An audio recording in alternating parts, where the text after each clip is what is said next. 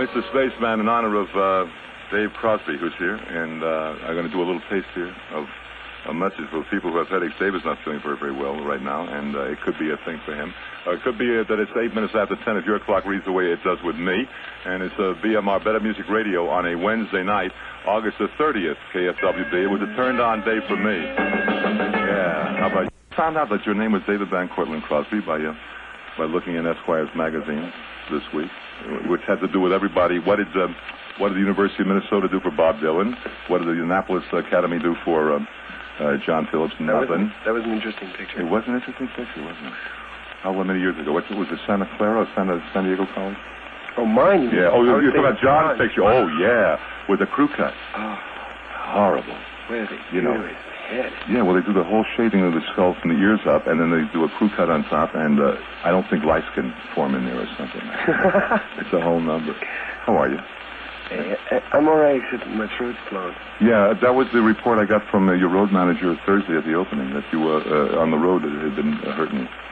Yeah, well, you know, every time you're playing someplace and there's an inadequate sound system, you wind up singing too loud to try and compensate for it, and you always blow your throat. Do you ever carry your own equipment along? Yeah, a lot of the time, but in this particular case, the place we were playing in was so big that even our own equipment couldn't fill it, and we blew our throats. It's weird. I probably wouldn't do it if I had voice training, you know, and I knew how to really sing.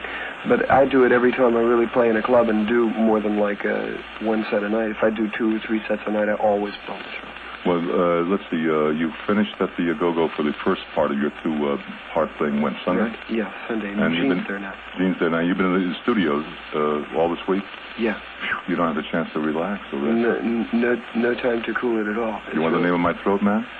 Oh, really? There's a great doctor out in Beverly Hills that Sinatra sent me to. I've been to... Like a name drop. Okay. I've been to a half a dozen, and they just tell me, yes, that's right, stop singing.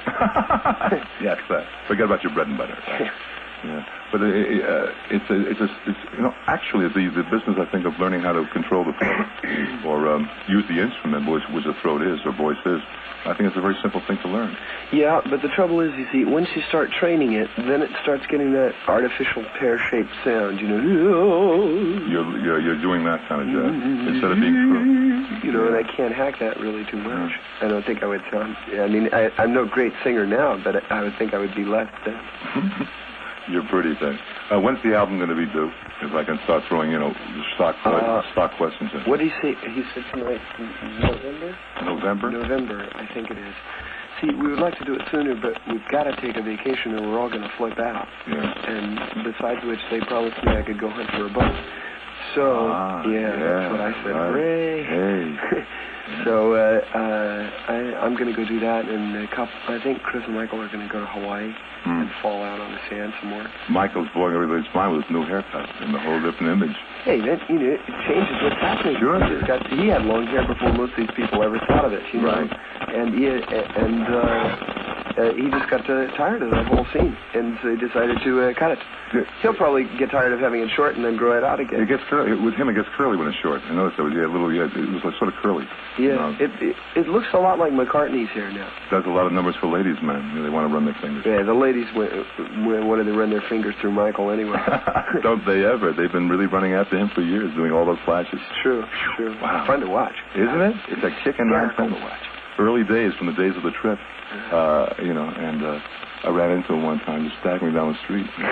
A wreck. I don't believe it. What am I going to do? Can I hide out of town? Got to get out of town. Can I hide out at your house? Right. He was living in a little funky apartment house, or, you know, almost diagonally across from the trip. It was very, very ridiculous. Yeah. People were waiting. I got an appointment with David. Oh, right. I mean, with Michael. Oh, right. Yeah. He'll see him around. 7 or 8 of them sitting on the steps. I remember. Funny time. Ridiculous time. Anyway. Great. Would you get on the record right now and tell me why the objections to Lady Friend? The requests keep coming in every night after night. And I've explained to people individually, and I don't think I've mentioned it on the air. I might have, that you aren't happy with the final mix. They remixed it after. I'm not happy with it, but then you can never be, I suppose, because it's always a compromise between a number of people. To me, the final mix of Lady Friend sounds like mush. I can't hear anything distinguished out clearly. And maybe that's my fault. I don't know. I thought it was a pretty record, and it didn't make it, so you never can tell. But then the record that I think is the best single record I ever heard in my whole life never even got played at all. Which one's that? I Feel Free by the Cream.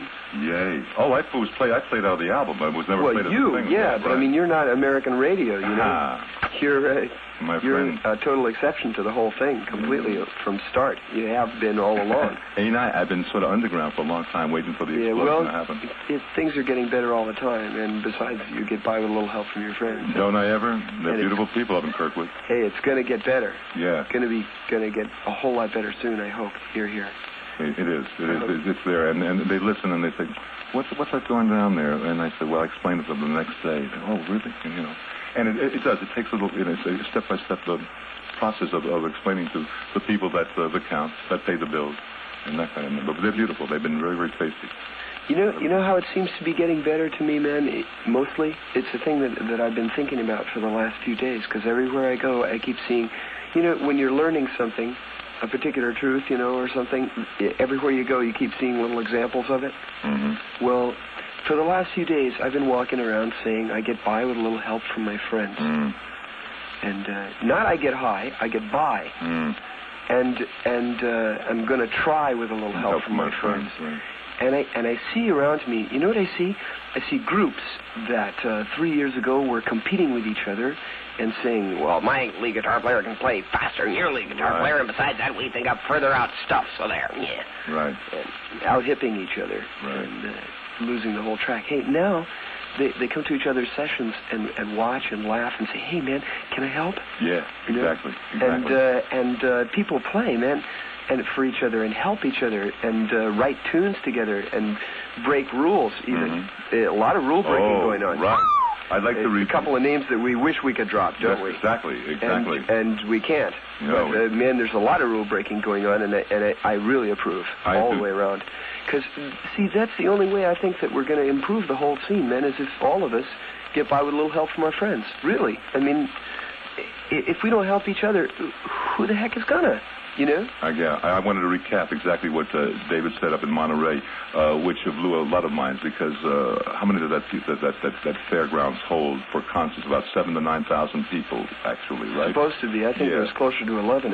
They were really pressing a lot of people in there. Especially Sunday, when everybody just left out and started letting everyone in. Right. The whole security broke down. And the Beatles are coming. The Beatles are coming. I want to be on stage with the Beatles. And everybody, every young groupie, every groupie girl, turned older, was there on stage. And the stage was groaning. But what's interesting was, there's David up there with the Buffalo Springfield. Wow. I'm not, I don't say that in any ranked thing, but that was a whisper. You could hear the vibrations going through the entire open hall. It put a lot of people uptight. It sure did. But, see, it didn't put me uptight. No. It didn't put Stephen Stills uptight. No.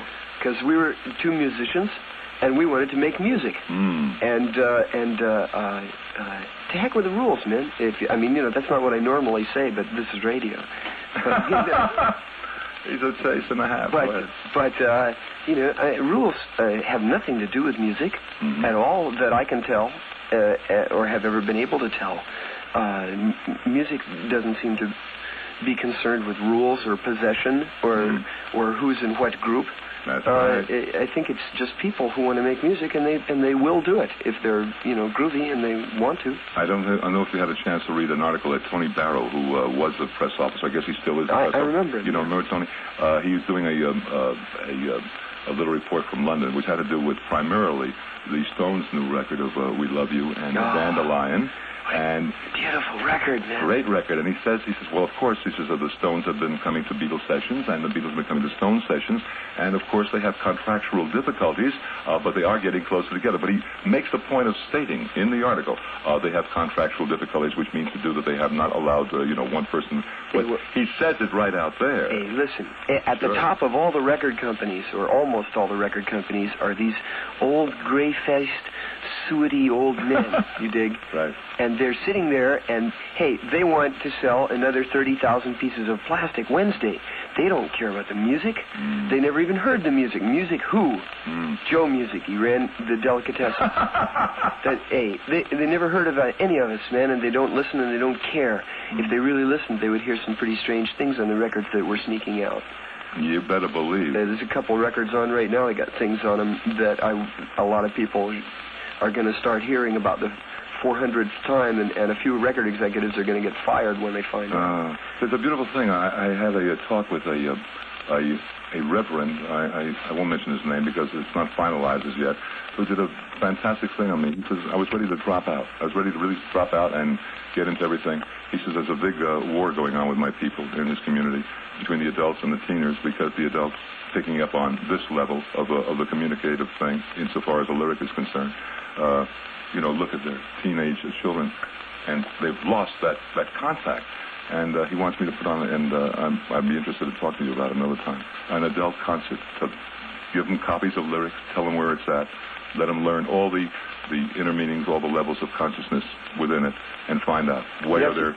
You have to find a really dynamite cat to run it and communicate to them. You want to do it? I pass. Okay. I don't know if I'm that... You're dynamite. You've given me so many good raps, you and Barry Friedman. We've been talking now, David and I, for about 6-8 months about the Better Music Radio and about where it's at. Well, look, if you've won your battle with the executives in the sense of here's the airplane in town. By the way, that dovetails into what you said before about people dropping in and helping out.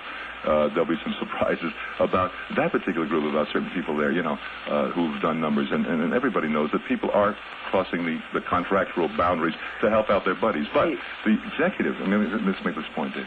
The executives are, leaning back and say, okay, it'll take us 6 months to put that album out. You want to create a 12-minute or a 15-minute thing? Okay, go ahead.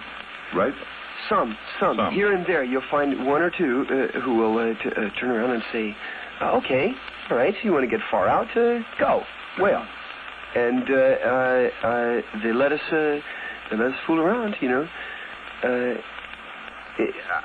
A producer over at Columbia who produces us, Gary Usher, who's a very nice cast, man. Chad and Jeremy came to him, man, and said, we want to make a very strange record. We want to make a record that is not a pop record and that is not a little song. We want to make a short symphony that is more than a symphony. And they did.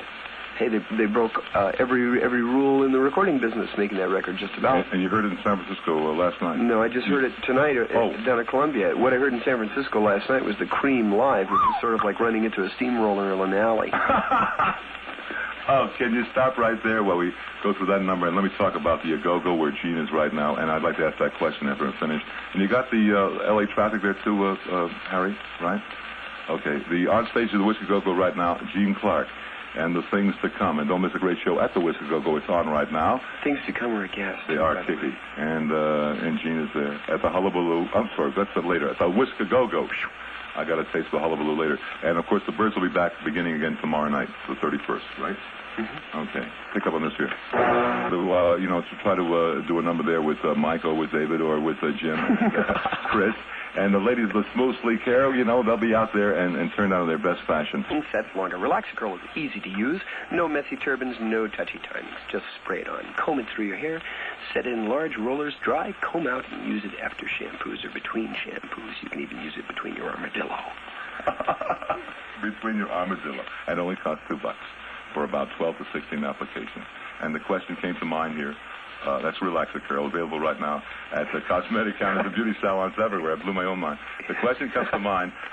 Here's Gene in between. It's a funny thing. The question would not have come up a year after Gene had left the group. The question would not have come up, but it's so obvious to anybody who loves the Byrds. The fact that you did a split weekend and then Gene came in for 3 days and you're going back in for a split weekend. And well, what do you communicate? You still communicate, hi Gene, hi David. I hope. Yeah, I sure. would imagine. Sure. Obviously we do. Hey, you can't shut off a cat that you love. Okay. And neither can he. That's right. But see, I don't know whose idea it was for him to play in. That's what I want to know. In between. Was that Elmer's idea? It might have been. Elmer, knew us all before we split up, and he was always one of the ones that was saying, hey, can't you guys please, try it back together, because it was really groovy and everything. And Elmer's a very beautiful cat, but he's on a nostalgia trip, and that's not where it's at. now. Particularly with a man who's able to have the seichel, the book, the Byrds, followed up by the Cream and Mike Bloomfield. Is that heavy? Aye. You